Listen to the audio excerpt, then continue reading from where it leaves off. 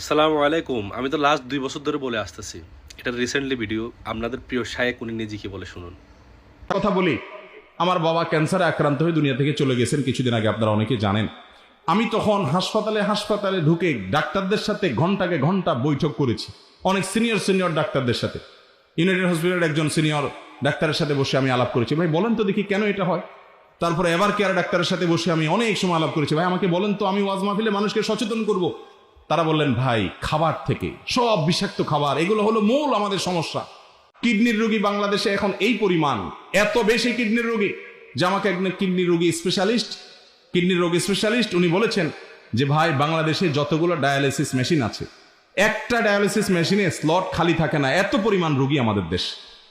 যার কিডনির রোগ হয়ে গেছে, ডায়ালিসিস করা লাগে, সে নিজেও ধ্বংস হয়, পরিবারকে শেষ করে ফেলে, কারণ পুরা পরিবার সাফার করে, যা লক্ষ লক্ষ টাকা চলে যায়, মরেও না বাঁচেও না, এমন একটা অবস্থার মধ্যে পড়ে যায় এই খাবার থেকে, এই বিষাক্ত খাবার থেকে। ক্যান্সার আজকে ঘরে ঘরে, আগে একটা জেলাতে একটা এলাকাতে একজন ক্যান্সার রোগী শুনলে সব অবাক হতো, এখন ঘরে ঘরে ক্যান্সার, জনে জনে ক্যান্সার, চারপাশে তাকালে দেখবেন ক্যান্সার রোগী মানুষ মারা যাচ্ছে। ভাইরা আমার, এই দুরারোগ্য ব্যাধি থেকে বাঁচার জন্য আমরা নিজেরাও স্বাস্থ্য সচেতন হয়েব, স্বাস্থ্যসম্মত খাবার গ্রহণ করব, ক্ষতিকর খাবার গ্রহণ করব না। যাদের কিডনি নষ্ট হয়ে যায়, যাদের ক্যান্সার হয়, এরা একটা সময় নিজে সর্বশান্ত হয়ে যায়, সব কিছু বিক্রি করা শেষ, মরেও না বাঁচেও না, নিজেও জাহান্নামে যায়, নিজের বউ বাচ্চাকে পথের মধ্যে নিয়ে আসে। এরা যখন এসে ভিক্ষা করবে, আপনাকে বলবো আমাকে কিছু টাকা সাহায্য করুন যে আমার চিকিৎসা করার জন্য, এদেরকে একটা টাকা ভিক্ষা দিবেন না, আমি তো দিব না। এখন আপনি বলতে পারেন, ভাই একটা অসহায় মানুষের বিরুদ্ধে আপনি এটা বলতেছেন।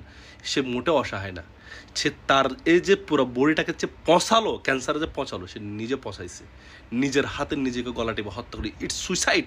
সে নিজে আত্মহত্যা করতেছে। এটা যে মানুষটার কিডনি নষ্ট হয়েছে, সে নিজে গলা টিপে নিজের কিডনিকে হত্যা করছে। কীভাবে হত্যা করছে? এই যে সাদার রিফাইন্ড লবণ খেয়ে খেয়ে। এত বলা বলতেছে, ডাক্তার বলতেছে, আমি বলতেছি ভিডিওর মধ্যে, আমার ভিডিও অনেকে দেখে, শোনে না, মানে না। অতিরিক্ত গরুর মাংস খেয়ে খেয়ে, যে গরুর মাংসের মধ্যে প্রতিনিয়ত আপনার ইঞ্জেকশন মেরে যাচ্ছে, ব্রয়লার মুরগি খেয়ে খেয়ে, যে মুরগির মধ্যে জানে সবাই এই মুরগিগুলোকে পয়জন দিয়ে দিয়ে বড় করা হয়, এরপর মুরগি কী হয়েছে মুরগি না খাইলে? কি স্যাটার ভালো হয়েছে মুরগি না খাইলে? হ্যাঁ, কেন সবজি খাইতে পারেন না? কেন নিজে একটা জায়গায় কিনে সবজি উগাইয়ে নিজে সবজি খাইতে পারেন না? আপনি যখন নিজেরটা নিজে করে খাবেন, তখন না ব্যবসায়ীর গায়ে মানে ঠিক হবে। এর আগে কোচ্ছিন কালো ঠিক হবে না। তার উপর আচ্ছা, এটা তো আছে সারাটা দিন পেপসি, কোকা কোলা, ওরে বাপ রে বাপ, কি পরিমাণে যে বিষ খাইতেছে।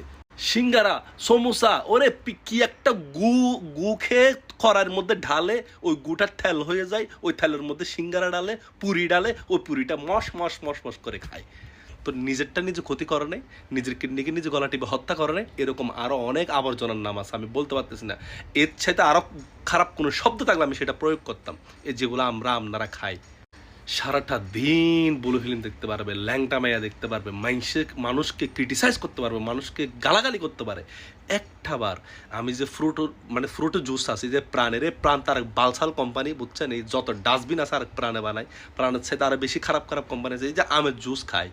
একটাবার পিছনে ঘুরিয়ে, সবাই তো পড়তে জানে না, এখন বাংলাদেশের ম্যাক্সিমাম মানুষ শিক্ষিত।